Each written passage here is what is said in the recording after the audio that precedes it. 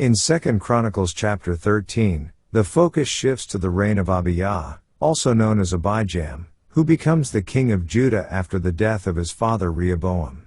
Abijah's reign is marked by conflict with Jeroboam, the king of the northern kingdom of Israel. Abijah gathers a mighty army of 400,000 valiant warriors, while Jeroboam leads an army of 800,000 men. Before the battle begins, Abijah addresses Jeroboam and the Israelites, appealing to them to recognize the legitimacy of the house of David and return to the covenant made with God. Abijah's speech emphasizes the fidelity of the tribe of Judah to the Davidic lineage and the established worship practices centered around the temple in Jerusalem. He accuses Jeroboam and the northern tribes of rebelling against God by establishing unauthorized sanctuaries and appointing non-Levitical priests.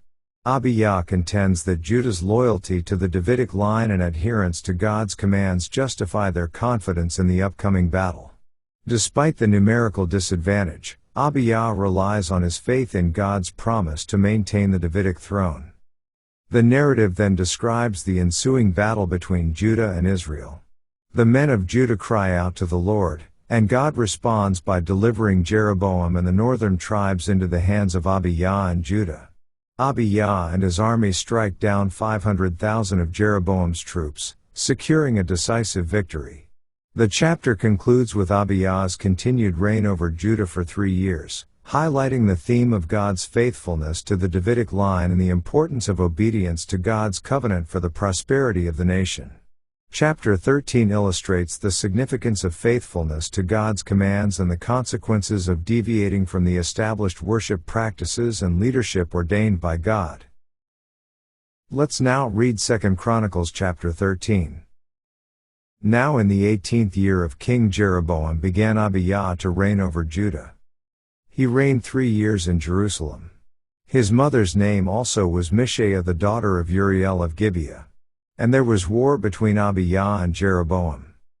And Abijah set the battle in array with an army of valiant men of war, even 400,000 chosen men. Jeroboam also set the battle in array against him with 800,000 chosen men, being mighty men of valor. And Abijah stood up upon Mount Zemaraim, which is in Mount Ephraim, and said, Hear me, thou Jeroboam, and all Israel. Ought ye not to know that the Lord God of Israel gave the kingdom over Israel to David forever, even to him and to his sons by a covenant of salt? Yet Jeroboam the son of Nebat, the servant of Solomon the son of David, is risen up, and hath rebelled against his Lord. And there are gathered unto him vain men, the children of Belial, and have strengthened themselves against Rehoboam the son of Solomon, when Rehoboam was young and tender-hearted, and could not withstand them. And now ye think to withstand the kingdom of the Lord in the hand of the sons of David, and ye be a great multitude, and there are with you golden calves, which Jeroboam made you for gods. Have ye not cast out the priests of the Lord, the sons of Aaron, and the Levites, and have made you priests after the manner of the nations of other lands? So that whosoever cometh to consecrate himself with a young bullock and 7 rams, the same may be a priest of them that are no gods. But as for us, the Lord is our God, and we have not forsaken him, and the priests, which minister unto the Lord, are the sons of Aaron, and the Levites wait upon their business. And they burn unto the Lord every morning and every evening burnt sacrifices and sweet incense. The showbread also set they in order upon the pure table, and the candlestick of gold with the lamps thereof, to burn every evening. For we keep the charge of the Lord our God, but ye have forsaken him. And, behold, God himself is with us for our captain, and his priests with sounding trumpets to cry alarm against you. O children of Israel, fight ye not against the Lord God of your fathers, for ye shall not prosper. But Jeroboam caused an ambushment to come about behind them, so they were before Judah, and the ambushment was behind them.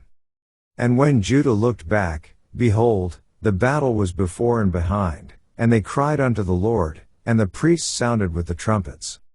Then the men of Judah gave a shout, and as the men of Judah shouted, it came to pass, that God smote Jeroboam and all Israel before Abijah and Judah. And the children of Israel fled before Judah, and God delivered them into their hand. And Abijah and his people slew them with a great slaughter, so there fell down slain of Israel 500,000 chosen men. Thus the children of Israel were brought under at that time, and the children of Judah prevailed, because they relied upon the Lord God of their fathers.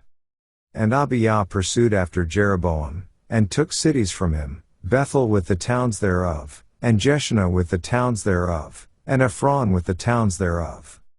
Neither did Jeroboam recover strength again in the days of Abijah, and the Lord struck him, and he died. But Abijah waxed mighty, and married 14 wives, and begat 22 sons, and 16 daughters. And the rest of the acts of Abijah, and his ways, and his sayings, are written in the story of the prophet Iddo. This ends our reading of 2 Chronicles chapter 13.